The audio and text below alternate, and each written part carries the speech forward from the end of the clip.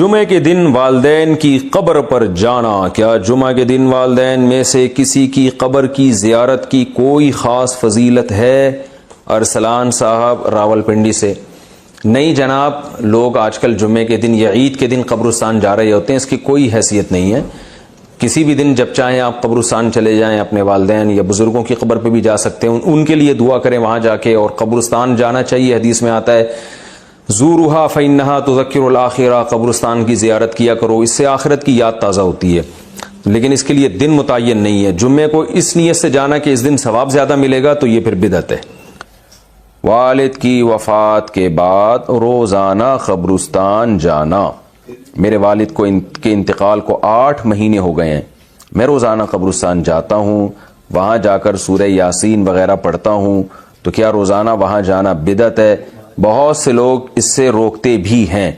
یونس صاحب انڈیا سے، دیکھیں سورہ یاسین پڑھنے کے لیے جانا تو بدعت ہے۔ سورہ یاسین تو کہیں سے بھی پڑھی جا سکتی ہے، یہاں بھی پڑھی جا سکتی ہے، وہاں بھی پڑھی جا سکتی ہے۔ آپ اگر صرف زیارت کے لیے جاتے ہیں تو 2 زیارتیں ہو سکتی ہیں۔ ایک تو قبرستان کی زیارت کے لیے جانا، وہ تو نبی صلی اللہ علیہ وسلم نے حکم دیا، فرمایا زورھا فانھا تذکر الآخرہ، قبرستان کی زیارت کیا کرو، اس سے آخرت کی یاد تازہ ہوتی ہے۔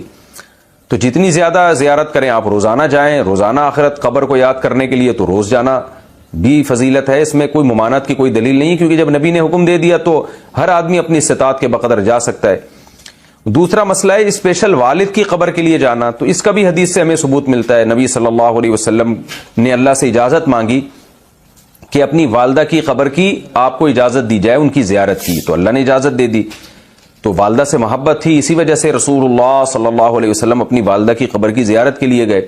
تو انسان کو جس سے محبت ہوتی ہے، ظاہر ہے اس کی ہر چیز سے محبت ہوتی ہے، تو والد سے اگر آپ کو محبت ہے تو ان کی قبر کی زیارت کا دل چاہتا ہے انسان کا، میں جا کے اپنے والد کی قبر کی زیارت کروں۔ لیکن اسپیشل دعا مانگنا کے لیے جانا یا تلاوت کے لیے جانا، اس میں جانے کی ضرورت نہیں ہے، وہ دعا ہر جگہ سے قبول ہوتی ہے، ایصال ثواب ہر جگہ سے ہوتا ہے، تو اس نیت سے آپ نہ جائیں۔ ہاں جانے کے بعد آپ وہاں دعا کریں یا کچھ تلاوت کر لیں تو وہ جائز ہے۔ ایک ہے گئے اور آپ کو خیال آیا کہ خاموش بیٹھنے سے بہتر ہے کہ میں اپنے والد کے لیے دعا کروں، تو یہ بہت اچھی بات ہے، لیکن یہ سمجھنا کہ وہیں جا کے تلاوت کروں گا تو زیادہ فائدہ ہوگا، وہیں جا کے دعا مانگوں گا تو ٹھیک ہے، وہاں جا کے دعا مانگنے میں ذرا استحضار زیادہ ہوتا ہے، اس لحاظ سے تو بہرحال فائدے کی چیز ہے، لیکن ایسی چیزیں آہستہ آہستہ بدعت بن جاتی ہیں۔ تو اس لیے آپ روزانہ والد صاحب کی قبر کی زیارت کریں تو کوئی گناہ نہیں ہے، لیکن اس زیارت کی بیس والد صاحب سے محبت ہونی چاہیے۔ پھر وہاں جا کے فضول بیٹھنے کے بجائے آپ سورہ یاسین پڑھ لیں یا دعا مانگ لیں والد صاحب کے لیے، تو یہ بھی ایک ثواب کا عمل ہے، اس کے بھی ناجائز ہونے کی کوئی دلیل نہیں ہے۔ لیکن یہ کانسیپٹ کہ یہاں سے ثواب پہنچاؤں گا تو کم پہنچے گا، وہاں جا کے یاسین پڑھوں گا تو زیادہ ثواب ملے گا، یہ تصور 100% غلط ہے۔ قبرستان میں ہاتھ اٹھا کر دعا کرنا، کیا قبرستان میں ہاتھ اٹھا کر دعا کر سکتے ہیں؟ کر سکتے ہیں، ناجائز ہونے کی کوئی دلیل نہیں ہے۔ البتہ جہاں یہ خطرہ ہو، شرک کا وہم ہو، جیسے کوئی مزار ہے یا ایسا قبرستان ہے جہاں لوگ مردوں سے دعائیں مانگتے ہیں، وہاں آپ بھی ہاتھ اٹھا کے دعا مانگو گے تو یہ وہم ہو سکتا ہے کہ آپ بھی قبر سے مانگ رہے ہو، تو ایسی وہم والی جگہوں پہ بہتر یہی ہے کہ ہاتھ اٹھا کے دعا نہ مانگی جائے، تاکہ شرک کا دروازہ نہ کھلے اور لوگ آپ کے بارے میں بدگمان نہ ہو۔ لیکن جہاں ایسا نہیں ہے، جیسے سعودی عرب میں تو اس کا تصور نہیں ہے کوئی قبر سے مانگ رہا ہو، تو وہاں اللہ کا فضل ہے کہ یہ قبر پرستی نہیں ہے وہاں، جیسے ہمارے انڈیا پاکستان میں جو بدعتیوں نے شروع کی ہوئی ہے، سعودی عرب میں تصور نہیں ہے۔ اب وہاں اگر کوئی ہاتھ اٹھا کے دعا مانگ رہا ہے تو کوئی وہم بھی نہیں کر سکتا کہ قبر سے مانگ رہا ہے، لیکن بہرحال ذرا سا بھی وہم کا اندیشہ ہو کہ قبر سے تو نہیں مانگ رہا تو پھر ہاتھ اٹھا کے دعا نہیں مانگنی چاہیے۔ میرا معمول یہ ہے کہ میں جب قبر پہ دعا مانگتا ہوں تو ہاتھ جب اٹھاتا ہوں تو رخ قبلے کی طرف کر لیتا ہوں، اس میں یہ فائدہ ہوتا ہے کہ یہ وہم ہی ختم ہو جاتا ہے، تو آپ کا رخ قبر کی طرف ہو اور پھر قبلے کی طرف ہو، تو صاحب قبر کے لیے آپ دعا مانگ لیں تو یہ کوئی حرج نہیں ہے اس میں۔ جنازے کے سامنے قرآن پڑھنے کی حقیقت، جنازے کے سامنے جو لوگ قرآن پڑھتے ہیں یا سورہ یاسین پڑھتے ہیں، کیا یہ عمل حدیث سے ثابت ہے یا بدعت ہے؟ عبدالصمد صاحب نے انڈیا سے پوچھا ہے۔ جنازے کے سامنے اسپیشل جنازے کی وجہ سے قرآن پڑھنا یا سورہ یاسین پڑھنا، میرے علم میں ایسی کوئی حدیث نہیں ہے، تو اور جب تک جنازے کو نہلایا نہ گیا ہو تو اس کے سامنے تلاوت کرنے کو فقہاء نے غلط لکھا ہے، ناجائز لکھا ہے، تو جب تک جنازے کو نہلایا نہ جائے تو پھر نہلانے کے بعد آپ اس کے سامنے قرآن پڑھ سکتے ہیں، لیکن کوئی سنت عمل نہیں ہے۔ ہوتا یہ ہے کہ جب جنازے کو نہلا کے لایا جاتا ہے، گھر میں رکھا جاتا ہے، تو جب تک یعنی نماز جنازہ کے لیے لوگ جمع نہیں ہوتے، میت کو گھر میں رکھا جاتا ہے، تو اس دوران علماء یہ کہتے ہیں کہ اس کے پاس بیٹھ کے قرآن کی تلاوت کریں۔ وہ اس لیے کہتے ہیں کہ ورنہ اگر تلاوت نہیں کریں گے تو ادھر ادھر کی فضول باتیں کرنا شروع کر دیں گے، لوگ غیبتیں بھی شروع کر دیتے ہیں۔ اب جنازہ رکھا ہوا ہے تو بہتر ہے نا کہ اللہ کو یاد کیا جائے، اللہ کا ذکر کیا جائے، آخرت کی یاد کو تازہ کیا جائے۔ تو علماء اس لیے کہتے ہیں کہ وہاں بیٹھ کے قرآن پڑھ لو، یا سورہ اخلاص پڑھ لو، سورہ یاسین پڑھ لو، کوئی بھی سورت پڑھ لو، تاکہ آپ فضول چیزوں میں اپنا ٹائم برباد نہ کریں، اس وجہ سے کہا جاتا ہے۔ اور اس میں پھر جنازے کی میت کے ایصال ثواب کی نیت بھی کی جا سکتی ہے، کیونکہ اس میں بہرحال فقہا کا اختلاف ہے کہ میت کے لیے قرآن پڑھنا جائز ہے یا نہیں ہے۔ اور صدقے کے بارے میں تو ہمیں حدیث ملتی ہے کہ آپ صلی اللہ علیہ وسلم سے صحابیہ نے پوچھا فاتصدق عنہا، میری ماں کا انتقال ہو گیا، میں صدقہ کروں؟ آپ نے فرمایا ہاں۔ تو جمہور علماء نے اس سے استدلال کیا کہ جب صدقہ بھی ایک نیکی ہے تو وہ نیکی پہنچائی جا سکتی ہے میت کو، تو اس میں ایک علامت بیان کی ہے کہ کوئی بھی نیک عمل پہنچایا جا سکتا ہے، تو قرآن کی تلاوت بھی نیک عمل ہے۔ بعض فقہا کہتے ہیں کہ نہیں، صدقہ تو جائز ہے کیونکہ حدیث میں صدقے کا ذکر ہے، تلاوت کا ذکر نہیں ہے، لہذا تلاوت جائز نہیں۔ تو اختلاف رائے ہے اس میں۔ بر صغیر میں چونکہ فقہ حنفی کو فالو کیا جاتا ہے، اور میری رائے میں فقہ حنفی کی دلیل بہت مضبوط ہے، کیونکہ احادیث میں آپ صلی اللہ علیہ وسلم نے ہمیشہ اصول یہ رہا ہے کہ جزئیے کے ضمن میں کلیات سکھائے جاتے ہیں۔ جیسے قرآن میں آتا ہے نا لا تقل لہما اف، ماں باپ کو اف مت کرو، تو یہ ایک مثال ہے، مطلب یہ کہ تکلیف نہ دو۔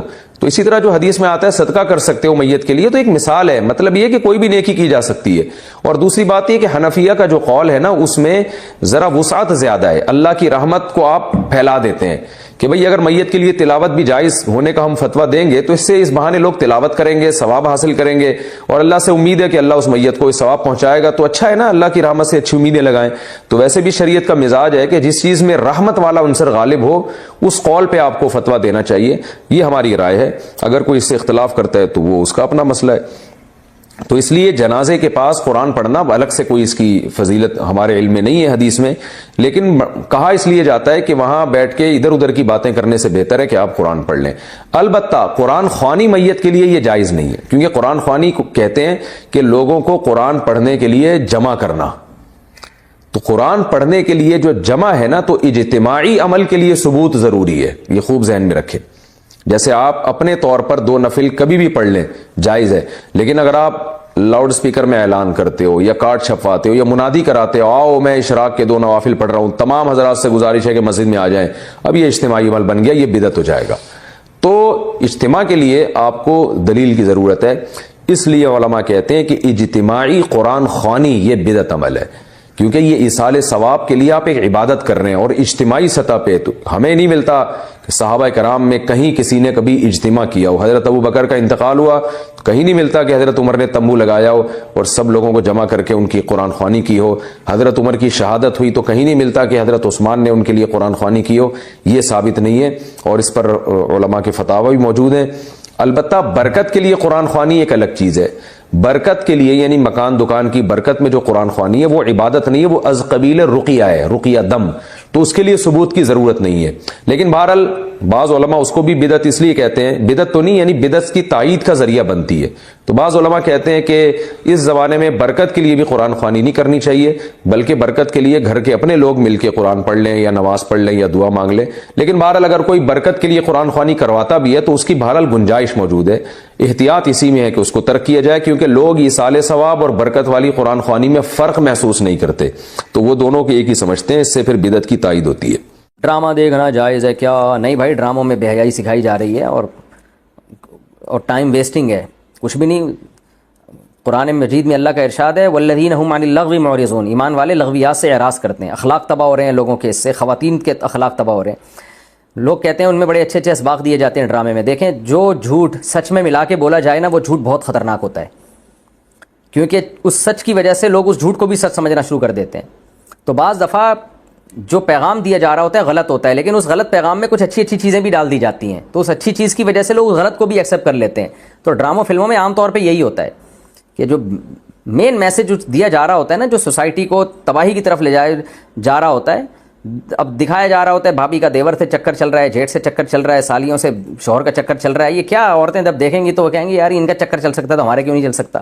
مرد جب دیکھے گا تو کہے گا یار وہ اپنی سالی پہ لٹو ہو گیا تو میری تو سالی اس خشک سالی کا شکار ہی نہیں ہے, وہ تو ہری بھری سالی ہے.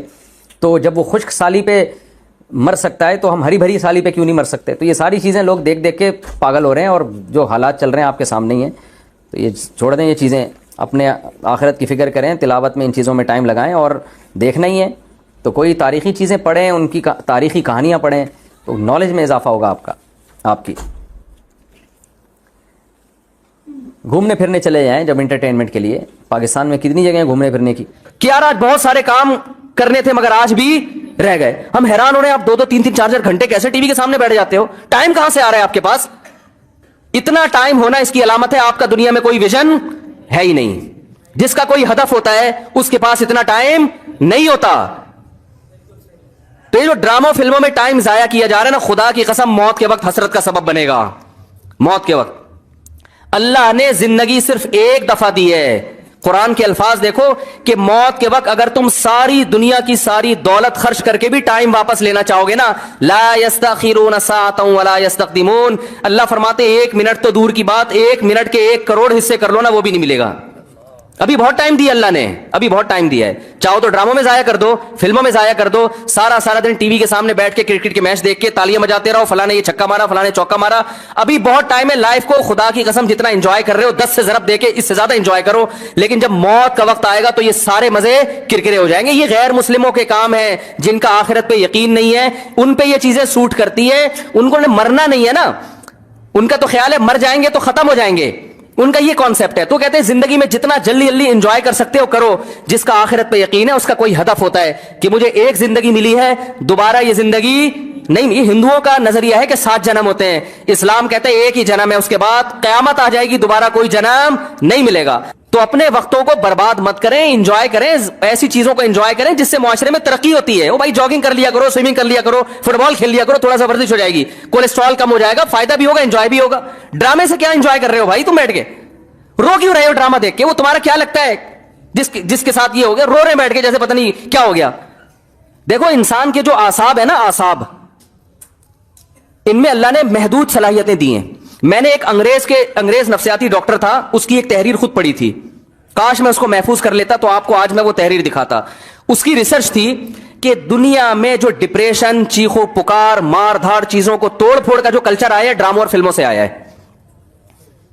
یہ جو آج بچیاں ماں پہ چیختی ہیں نا, آپ ان کی ہسٹری چیک کریں, ڈرامے دیکھ کے چیختی ہیں. ماں نے کچھ تیز آواز میں بات کر دی, بچی ایک دم چلائے گی, کیونکہ اس نے ڈرامے میں لڑکیوں کو چیختے ہوئے بولو نا دیکھا. شوہر اگر غصہ کرے, نہیں کرنا چاہیے لیکن کرے, تو اسلام کہتا ہے تمہارا محسن ہے. اگر کسی کو سجدہ کرنے کی اجازت ہوتی تو نبی نے فرمایا کہ عورت کو حکم دیتا کس کو سجدہ کرے؟ شوہر کو. نبی نے عورت کے فائدے کے لیے یہ بات کہی ہے. شوہر کو یہ ہوگا کہ میری بیوی میرا احترام کرتی ہے, اونچ نیچ ہو جائے گی منا لے گا بعد میں, اس کو پتا ہے میری, برداشت کر لیتی ہے, خرچہ پورا کرے گا, جو تمیزدار شوہر ہیں. لیکن اگر وہ اس کو غصہ آیا ہوا ہے اور اس نے آگے سے اینٹ کا جواب پتھر سے دے دیا تو گھر چلے گا؟ بولو نا بھائی. اور اگر بیوی نے کبھی الٹی سیدھی کر لی اور اس نے برداشت کرنے کے بجائے ڈرامہ دیکھا تھا, اس میں تھپڑ مارتے ہوئے دیکھا تھا, اس نے بھی رکھ کے ایک تھپڑ رسید کر دیا, تو اس سے گھر میں محبت کا ماحول پیدا ہوگا؟ بولو نا بھائی کیا ہو گیا؟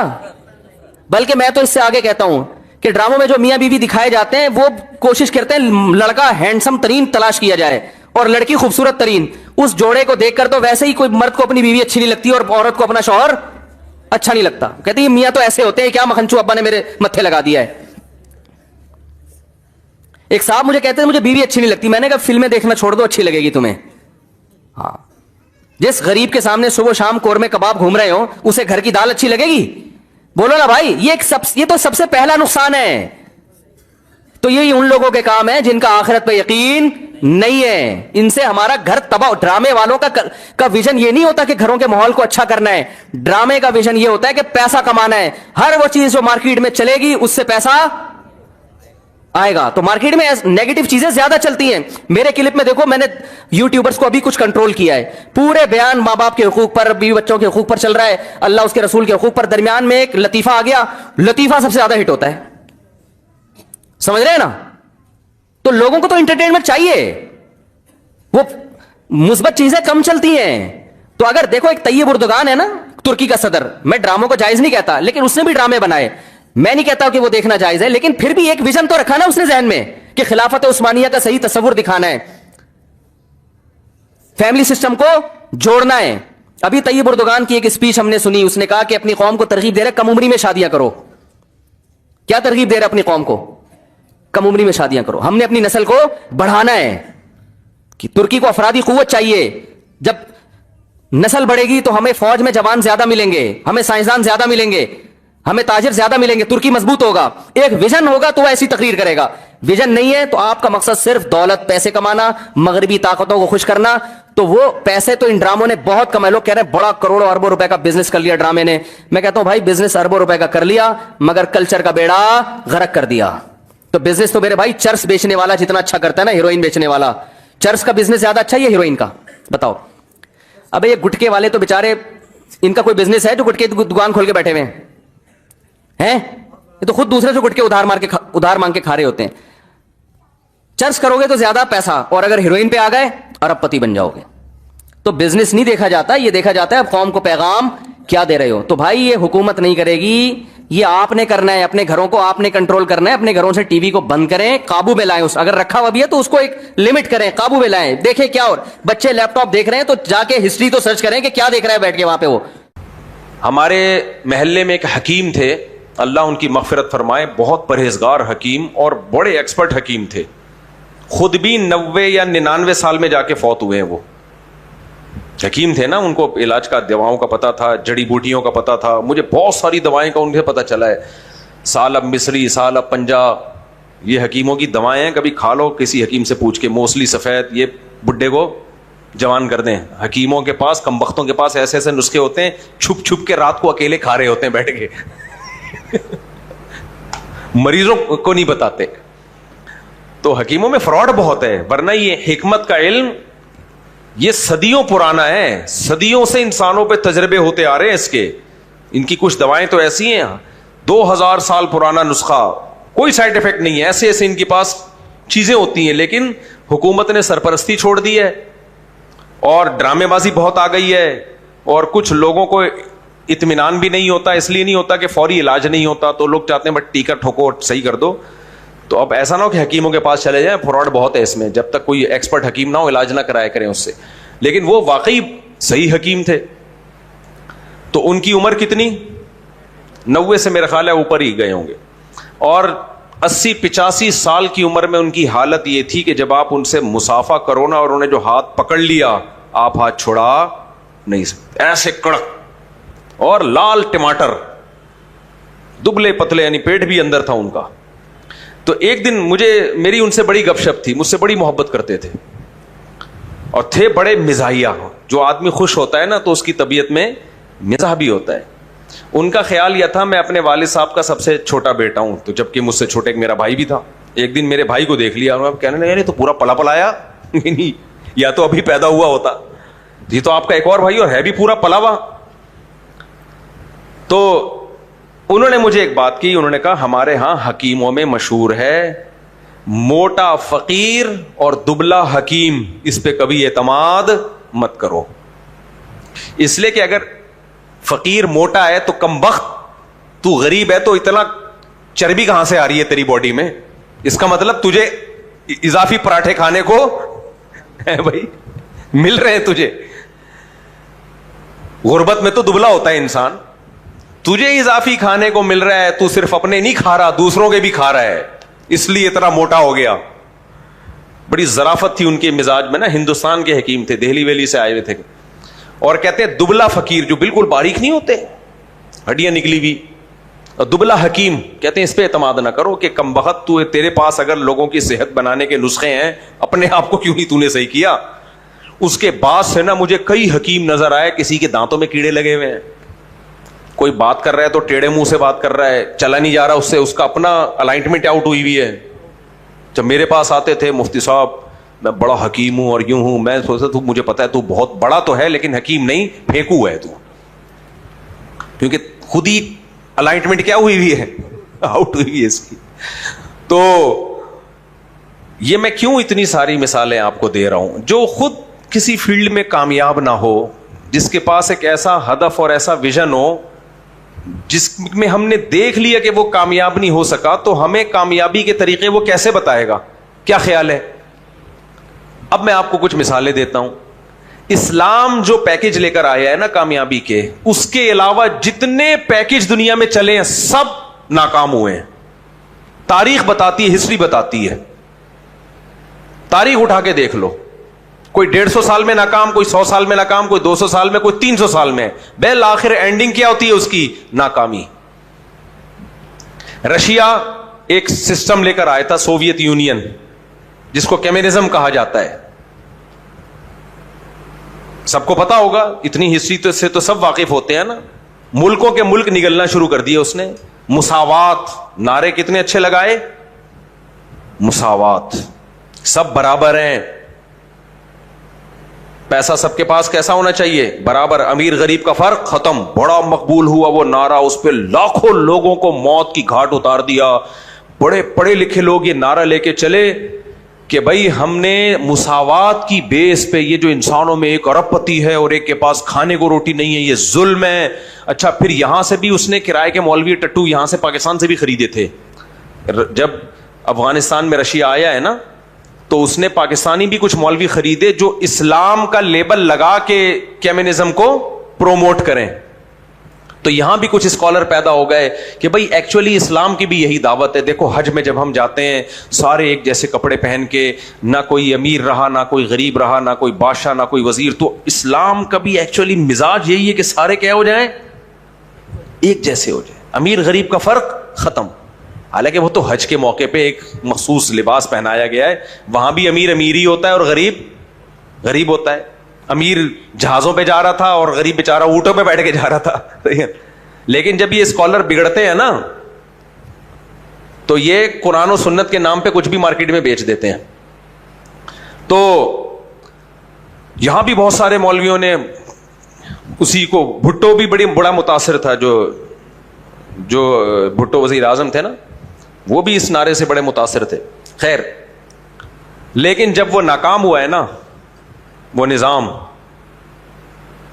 ناکامی کے بعد گورباچوف نے اعلان کیا، یہ بڑا مشہور ہوا تھا اس کا یہ مقولہ، کہ ہمیں اتنے بڑے نظام کا تجربہ پہلے کسی چھوٹے سے گاؤں پہ کرنا چاہیے تھا. ہم دیکھتے کہ چلتا ہے کہ نہیں. ہم نے درجنوں ملکوں پہ یہ تجربہ کیا اور سب کا بیڑا غرق کر دیا. سمجھ میں آ رہی ہے بات؟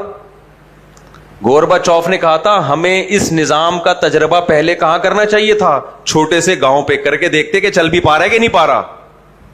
اور ہم نے اتنے سارے ملک، جس میں بھی سوویت یونین کی حکومت تھی، روس کی حکومت تھی اس وقت، یعنی اپنی غلطی کا اس نے خود اعتراف کیا اور وہ نظام بری طرح ناکام ہو چکا.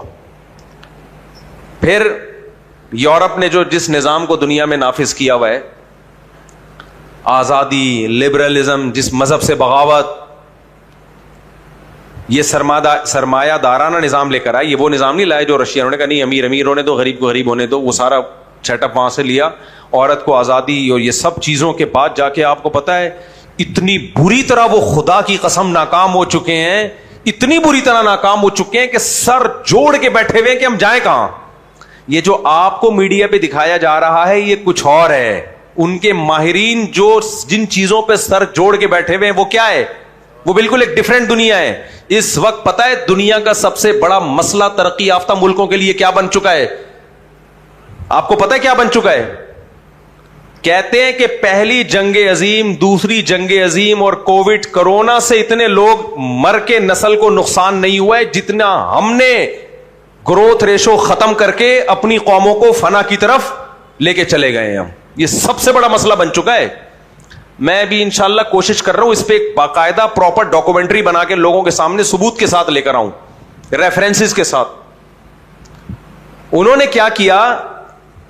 انہوں نے کہا یہ شادی بیاہ اور یہ سب اولاد یہ مذہبی لوگوں کی باتیں ہیں. بھائی آزادی ہے، تمہاری مرضی بچہ پیدا کرنا ہے کرو، نہیں پیدا کرنا ہے کہ نہیں کرو. عورت چڈی پہنے، بنیان پہنے، کچھ پہنے نہ پہنے، آزادی. یہ ایک سسٹم لے کر آئے نا عیسائیت سے بغاوت کے نتیجے میں. انہوں نے بولا بھائی مذہب کو نکالو سوسائٹی سے, یہ بہت تجربے ہو گئے, مذہبی لوگوں نے بہت الو بنایا, اس طرح کی باتیں کرتے تھے وہ. آپ 400-500 سال پہلے یورپ کی ہسٹری دیکھ لیں, اس میں یہی ہے کہ یار یہ مذہب کو کیا کرو, سوسائٹی سے نکالو. ان کے بڑے بڑے مفکرین نے کتابیں لکھی, لوگوں کو ایک مائنڈ بنایا, اس مائنڈ کا رزلٹ کیا نکلا ہے؟ قوم کو ترقی دلانے کے لیے جو سیٹ اپ دیا تھا وہ سیٹ اپ قوم ہی کو نکل گیا. نہیں سمجھ میں آ رہی؟ بہت مشکل ہے. وہ سیٹ اپ نے کیا کیا؟ قوم کو نگل گیا. ہماری جو اگلی نسلیں جرمنی میں, اٹلی میں, فرانس میں جب جائیں گی نا تو جرمن نظر نہیں آئیں گے, پٹھان, پنجابی, مہاجر, بنگالی یہ نظر آئیں گے وہاں پہ ان کو. یہ میں 100% سے بھی مسجد میں بیٹھ کے آپ کو میں رپورٹ پیش کر رہا ہوں. ہو سکتا ہے اگلی نہ ہو, اگلی نسل میں ہو جائے, 2-4 نسلوں کے بعد جرمنی گیا, ملک ہوگا جرمن, اس کو کہا جائے گا جرمنی, زبان بھی جرمن ہوگی, لوگ میں اور آپ ہوں گے. نہیں آئی میرا خیال ہے بات. قوم کو کھا گیا یہ نظام. اس سے بڑی, اتنی بڑی ناکامی تو دنیا میں کسی قوم کو اب تک ہوئی نہیں ہے. جو کسی بھی قوم کے گروتھ ریشو کو مینٹین رکھنے کے لیے جو فرٹیلٹی ریٹ ہے نا وہ 2.1 ہے. کتنا ہے؟ مردان یونیورسٹی میں ہمارے ایک جاننے والے ہیں, ان کی بڑی زبردست ریسرچ ہے. میں نے ان سے کہا تھا کہ آپ آئیں تو ہم یہ ریسرچ پوری ریفرنسز کے ساتھ ایک پوڈ کاسٹ میں شیئر کریں گے. تو اس پہ میں انشاءاللہ ایک پریزنٹیشن دوں گا تاکہ ابھی ہمارے جو مسلم لیگ کے نہیں ہے, ابھی اسمبلی میں ان کا بیان آیا کہ پاکستان کی آبادی بہت تیزی سے بڑھ رہی ہے, اس کو روکو, پاگل ہو گئے ہیں یہ دماغ خراب. ان کو پتہ نہیں دنیا میں ہو کیا رہا ہے, دنیا میں ہو کیا رہا ہے. دنیا ہمیں جو کم کرنے کی فکر میں لگی ہوئی ہے وہ اس لیے نہیں کہ دنیا کی آبادی بڑھ رہی ہے, اس لیے کہ ہم گھٹ رہے ہیں, یہ کمبخت پھیلے جا رہے ہیں, یہ جاہل ہو کے ہم پہ حکومت کریں گے اور ہماری ساری ٹیکنالوجی کی ایسی کی تیسی ہو گئی ہے. یہ سب ہر جگہ تو یہ قابض ہو جائیں گے. سائنسدان بھی ان کے ہوں گے, ناسا میں راکٹ میں ہمارے سائنٹسٹ جائیں گے, گوروں کا پروگرام بڑھ گیا. صحیح ہے. ابھی آپ کو یہ باتیں عجیب لگ رہی ہیں لیکن 4-5 نسلوں کے بعد آپ کو عجیب نہیں لگیں گی. یہ وہ لوگ کہہ رہے ہیں, ہم تھوڑی کہہ رہے ہیں. تو کسی بھی قوم کا جو گروتھ ریشو ہے نا, یعنی قوم کی بقا کے لیے, بقا کا مطلب کیا ہے؟ مثال کے طور پر جیپنیز کو ہم فرض کر لیتے ہیں قوم ہے, فرض کیا کر لیتے ہیں, ہے ہی ایک قوم, اور ان کی آبادی فرض کرو کتنی ہے, 10 کروڑ ہے. فرض کرنے پر گورنمنٹ نے کوئی پابندی نہیں لگائی ہے کیونکہ نیچے لوگ کہہ رہے ہیں 10 کروڑ نہیں اتنے کروڑ ہے, مجھے تھوڑی یاد ہے کتنے کروڑ ہے یار, 5 کروڑ کر لو. آپ لوگ کی توجہ مجھے خیال ہے نہیں ہے. اب 5 کروڑ قوم کو ہم نے کیا کرنا ہے, سویلائز کرنا ہے. 5 کروڑ قوم میں ہم نے اچھے سائنٹسٹ پیدا کرنے ہیں. یہی ہوتے ہیں نا ٹوپی ڈرامے چلا رہے ہوتے ہیں. ایکچولی بچے کی مینڈکوں کی طرح بچے تھوڑی پیدا کرنے ہم نے. ایکچولی 2 بچے ہوں, ایجوکیٹڈ ہوں, پڑھے لکھے ہوں, ڈاکٹر ہوں, انجینئر ہوں, وہ زیادہ اچھے ہیں ان بچوں سے جو ٹماٹر بیچیں. یہ ایک نظریہ تھا. ہمارے پیغمبر نے کیا نظریہ تھا وہ میں بتاؤں گا ابھی. وہ نظریہ 1400 سال سے چل رہا ہے, آج بھی کامیاب ہے وہ. اس لیے میرے بھائی ہمیں محمد صلی اللہ علیہ وسلم کے علاوہ کسی اور کو لفٹ کرانے کی بالکل بھی ضرورت, کیا خیال ہے, نہیں. اٹھا کر پھینک دو باہر گلی میں, نئی تہذیب کے انڈے ہیں گندے. اور یہ جو ٹیکنالوجی اور سائنس کی تعلیم ہے یہ تو ہمارا سرمایہ ہے نا, اس میں تو آگے بڑھو. اس میں کس نے منع کیا ہے؟ ان کو تو ڈر ہے کہ یہ آگے بڑھ رہے ہیں اس میں. تو علم تو مسلم کی میراث ہے, جہاں سے چاہے ملے, چاہے وہ دین کا علم ہو چاہے وہ دنیا کا علم ہو. تو اب دیکھو, فرض کرو جاپان کی آبادی کتنی ہے, بولو 5 کروڑ. فرض کرو 2.5 کروڑ مرد اور 2.5 کروڑ عورتیں. کیا خیال ہے؟ تو ایک عورت 2 بچے کم سے کم پیدا کرے گی تو اگلی نسل 5 کروڑ رہے گی. دیکھو بچے عورت ہی پیدا کرتی ہے نا اب تک کی رپورٹ کے مطابق. تو 5 کروڑ میں 2.5 کروڑ آدمی تو کچھ نہیں پیدا کریں گے. کیا خیال ہے؟ بچہ پیدا کس سے ہوگا؟ 2.5 کروڑ عورتوں سے. ٹھیک ہے نا. اب 2.5 کروڑ عورتیں 2 بچے پیدا کریں گی تو اگلی نسل میں جب یہ 5 کروڑ بڈھے ہوں گے 20, 30, 40 سال کے بعد, یہ بڈھے ہوں گے لازمی, یا تو یہ قیامت تک کے لیے رہنے کے لیے آئے ہوئے ہوتے. پھر ہم کہتے ہیں ایک بچہ بھی پیدا کرنے کی ضرورت نہیں ہے. 20, 30, 40 سال میں یہ سب مارکیٹ سے کیا ہو جائیں گے, شارٹ. تو ایک عورت نے کم سے کم 2 بچے پیدا کیے ہوں گے تو یہ 5 کروڑ قوم 5 کروڑ کی 5 کروڑ رہے گی. لیکن ماہرین کہتے ہیں 2.1 بچے پیدا کرنا ضروری ہے, کیونکہ بچے مرتے بھی ہیں. کیا مطلب؟ 2.1 کا مطلب یہ ہے کہ 10 عورتیں 13 بچے پیدا کریں. 10 عورتیں 12 کے بجائے کتنے؟ 13 بچے, تاکہ ایک مر بھی جائے تو موت بھی تو ہوتی ہے نا, بچپن میں بھی ہو جاتی ہے, بعض دفعہ بڑے ہو کر بھی. تو کہتے ہیں کہ بھائی 100 میں ہم ایک ریشو رکھا ہوا ہے کہ اتنے مرنے کے لیے چھوڑ دو, کہ فرض کر لو اتنے مریں گے, تو کم سے کم کتنا ہونا چاہیے؟ 2.1. اس سے نسل بڑھتی نہیں ہے, جتنی ہے اتنی رہتی ہے. یہ کمبخت فارمولہ لے کر آئے تھے جو اسلام کے بالکل خلاف تھا. تقریباً 150-200 سال پہلے ایک مالتھا سے پیدا ہوا تھا مفکر, اس نے بولا تھا کہ جس اسپیڈ سے ہے نا ایک عورت 8 بچے پیدا کر رہی ہے تو 5 کروڑ کی آبادی کتنی 4 گنا تو کم از کم بڑھے گی, تو یہ کتنی ہو جائے گی؟ 20 کروڑ ہو جائے گی. پھر 20 کروڑ کو ملٹیپلائی کرو, ایک عورت 8 بچے, تو وہ تھوڑے بڑے ختم بھائی ختم, بس 50-60 سال کے بعد دنیا ختم. یہ پھینکی تھی لمبی اس نے کہا دنیا کیا ہو جائے گی. اس کے الفاظ ہیں کہ خوراک کی اتنی قلت ہوگی کہ لوگ ایک دوسرے کا گوشت نوچ نوچ کے کھائیں گے. یہ اس نے موٹیویٹ کیا لوگوں کو, کیلکولیشن کی, اس نے کہا کہ اتنے خربوزے پیدا ہو رہے ہیں, اتنے مالٹے پیدا ہو رہے ہیں, اتنی گندم, اس سے زیادہ اسپیڈ سے انسان پیدا ہو رہے ہیں, تو ایکچولی یہ ہوگا, پھر فلانا ہوگا, ڈمکانا ہوگا. تو وہ لوگ پاگل تھے. ہمارے مذہب نے ہمیں بتا دیا کہ جب بچہ پیدا ہوتا ہے تو ماں کی چھاتیوں میں دودھ کون پیدا کرتا ہے. یہ سائنسی اتفاق نہیں ہے. سائنسدان تو بولیں گے ایکچولی وہ ہارمونل چینجنگ ہے. بھائی یہ چینجنگ رکھی ہے کس نے؟ خدا نے رکھی ہے, تاکہ بچہ بھوک سے مرے نہیں. اس کا مطلب اس کی رزق کا ذمہ دار کون ہے؟ اللہ ہے. قرآن نے تو بول دیا تھا 2 منٹ مسئلہ ہی حل کر دیا کہ تمہاری ٹینشن نہیں ہے, یہ میری ٹینشن ہے. اور قرآن نے ہمیں یہ بھی بتا دیا تھا وَقَدَّرَ فِيهَا أَقْوَاتَهَا فِي 4 أَيَّامٍ. اللہ کہتے ہیں زمین کو بنانے سے پہلے, زمین بننے کے بعد 4 دن, اب وہ 4 دن یہ دنیا کے تھے, یہ اللہ والے 4 دن تھے. 4 ارب سال بھی ہو سکتے ہیں, 4 کروڑ سال بھی ہو سکتے ہیں. میں نے 4 دن تو صرف یہ کیا ہے کہ جو انسان اس میں پیدا ہوں گے ان کی خوراک کے ذخیرے میں نے اسٹور کیے ہیں. اس میں نہیں آئی بات. اب اللہ ایسے اسٹور نہیں کرتا کہ گندم کی بوریاں لے لے کے گوداموں میں ڈال دے. وہ اسٹور کا مطلب ایسی چیزیں زمین میں ڈال دیں کہ قیامت تک آنے والا آخری انسان بھی دبا کے پھوڑ پھاڑ سکے یا کھا سکے. اس میں ڈیزل بھی تھا, اس میں پیٹرول بھی تھا, اس میں سب کچھ. اللہ کہتے ہیں پہلے میں نے انسانوں کی خوراک کا بندوبست کیا ہے. اب بندوبست ایسے نہیں کیا کہ آدم علیہ السلام آئے تو ان کو 6 ارب انسانوں کی روزی مل گئی. نہ نہ نہ نہ, جیسے جیسے آتے جائیں گے, جتنے جتنے آتے جائیں گے اسی حساب سے وسائل دریافت ہوتے جائیں گے. تبھی قرآن کے الفاظ دیکھو, قدرہ, قدرہ کا مطلب مینجمنٹ ہے. یہ نہیں آئی سمجھ میں بات؟ مینجمنٹ کا مطلب کیا ہوتا ہے؟ اندازہ ہے کہ پراپر ایک مینجمنٹ کی گئی ہے. دیکھو ایک طریقہ یہ ہوتا ہے کہ ایک مہمان گیا, 100 آدمیوں کا کھانا ہے اور مہمانوں نے آنا ہے, ایک آج آئے گا, ایک کل گاؤں سے آ رہا ہے, ایک پرسوں آ رہا ہے, لیکن کھانا آپ نے 100 آدمیوں کو بنا دیا. تو جب ایک مہمان جائے گا وہ تو ایک کا کھائے گا نا, باقی 99 کا تو سڑ جائے گا نا. کیا خیال ہے؟ تو یہ مینجمنٹ تھوڑی ہے, یہ ہے کہ پکا 100 آدمیوں کا رکھ لیا ہے. مینجمنٹ یہ ہے کہ کھانا اس طرح سے اسٹور کیا جائے کہ جیسے جیسے لوگ آتے جائیں اسی حساب سے بنتا چلا جائے. تو اللہ کہتے ہیں میں نے مینجمنٹ کی ہے. آدم علیہ السلام جب آئے تھے نہ گیس کی ضرورت, نہ پیٹرول کی ضرورت, نہ بھاری بھرکم مشینوں کی ضرورت, نہ بجلی کی ضرورت. ان کو بہت زیادہ ضرورت ہوگی ایک عدد کدال کی, وہ انہوں نے کہیں سے لکڑی لے کے زمین کھود کے ایک درخت لگا لیا ہوگا یا تھوڑی سی کھیتی باڑی کر لی ہوگی.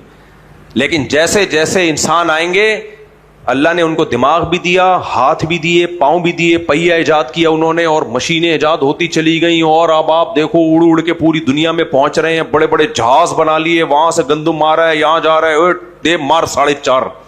تو یہ ہے قدر فیہا اقواتہا, یہ مینجمنٹ ہے. نہیں آئی بات سمجھ میں؟ ہمارے لیے اللہ نے مسئلہ حل کر دیا تھا. اللہ نے کہا تم 2.1 اور 2.2 کے چکر میں پڑھنے کی تمہیں ضرورت نہیں ہے. تو خدا جب کوئی بات کہہ دے تو پھر آگے بحث ختم ہو گئی نا. کیا خیال ہے؟ ہم نے اپنے پیغمبر سے پوچھا نبی کریم صلی اللہ علیہ وسلم سے کہ کم بچے ہونے چاہیے زیادہ ہونے چاہیے. ہمارے نبی نے ہمیں گائیڈ کر دیا, قرآن نے بھی گائیڈ کیا ہمیں, ہمارے نبی نے ہمیں گائیڈ کیا. کیسے گائیڈ کیا؟ ایک صحابی نبی کریم صلی اللہ علیہ وسلم کی خدمت میں آئے, یا رسول اللہ انی اصبت امرأۃ ذات حسن ومال ومنصب وجمال او کما قال صلی اللہ علیہ وسلم او کما قال صحابی, کہ یا رسول اللہ مجھے ایک ایسی عورت کا رشتہ میسر آیا ہے, خوبصورت بھی ہے, مالدار بھی ہے, منصب والی بھی ہے, یعنی عہدہ ہے اس کے پاس, اور نسب بھی, خاندان بھی اچھا ہے. کسی عورت میں اس سے زیادہ کوئی اچھی صفت ہو سکتی ہے؟ پیسہ بھی ہو, کیا خیال ہے بھائی, سسرال پیسے والا ہو, کچھ نہ کچھ تو چھڑکاؤ ہو ہی جاتا ہے. گھڑی تحفے میں اچھی, میں غریب آدمی کی شادی کرو تو گھڑی بھی ایسی تحفے میں ملتی ہے, آدمی کہتا ہے کسی کو کیا دکھاؤں میں. تو چاروں چیزیں یا رسول اللہ اس خاتون میں, لیکن لہا لا تلد, ایک فالٹ ہے, بچہ نہیں ہوگا, بانجھ ہے. ہمارے نبی کہہ سکتے تھے کوئی بات نہیں, اسلام میں تو 4 شادیوں کی اجازت ہے, ایک اس سے کر لو, 3 بچوں والی سے کر لینا, کیا خیال ہے بھائی؟ کہہ سکتے تھے کہ نہیں کہہ سکتے تھے؟ وہ صحابی شرعی مسئلہ پوچھنے نہیں آئے تھے. اگر شرعی مسئلہ پوچھنے آتے تو نبی کہتے کر لو, شرعن کیا ہے, جائز ہے. اچھا, اس حدیث کو جب میں سناتا ہوں لوگ کہتے ہیں وہ بیچاری بانجھ عورت کہاں جائے, پھر نبی نے ان کو مشورہ دیا کہ نہیں کرو. بھائی اس زمانے میں 2-3 شادیوں کا رواج تھا, نبی کو معلوم تھا کہ اس کی کہیں نہ کہیں شادی ہو جائے گی, لیکن مجھ سے جو مشورہ لے رہا ہے اسے میں وہ مشورہ دوں گا جو اس کے فائدے کا ہوگا. آج معاملات تھوڑے ڈفرینٹ ہو چکے ہیں. آج اگر کوئی بانجھ عورت ہے تو ہم مشورہ دیتے ہیں کر لو بھائی, پھر اولاد کے لیے دوسری شادی کر لینا. لیکن اس زمانے میں سچویشن کیا تھی, ڈفرینٹ تھی. لڑکیوں کے لیے رشتوں کی کمی نہیں ہوتی تھی. تو وہ صحابی نے کہا یا رسول اللہ خوبصورت بھی, مالدار بھی, منصب بھی, جمال بھی, مال بھی, یعنی خاندان بھی, سوری, لیکن لہا لا تلد, ایک مسئلہ ہے, اولاد نہیں ہوگی. آپ کہہ سکتے تھے کسی بھی قوم کے جو نسل ہے نا وہ اگر 2.1 ریشو چل رہا ہے تو کوئی بات نہیں. حضرت ابو ہریرہ کے اتنے بچے ہیں, حضرت خالد بن ولید کے اتنے ہیں, عبداللہ بن مسعود کے اتنے, حضرت عمر کے اتنے, تو تمہارے اگر نہیں ہوئے تو 2.1 سے تو ابھی بھی ہم الحمدللہ بہت اوپر چل رہے ہیں. دوسرا, غربت مہنگائی دیکھو. غربت مہنگائی کا عالم یہ ہے کہ فاقے پڑ رہے ہیں, پیٹوں پہ پتھر باندھے جا رہے ہیں, اور عرب میں بچوں کو بھوک کے خوف سے قتل کیا جا رہا ہے کیونکہ وہ مانے حمل تدبیریں جانتے نہیں تھے. بچہ پیدا ہونے کے بعد بعض دفعہ قتل کرتے تھے کہ کھائے, اس کو کھلانا پڑے گا. یہ حالات چل رہے ہیں, اور تمہیں بچوں کی فکر ہے.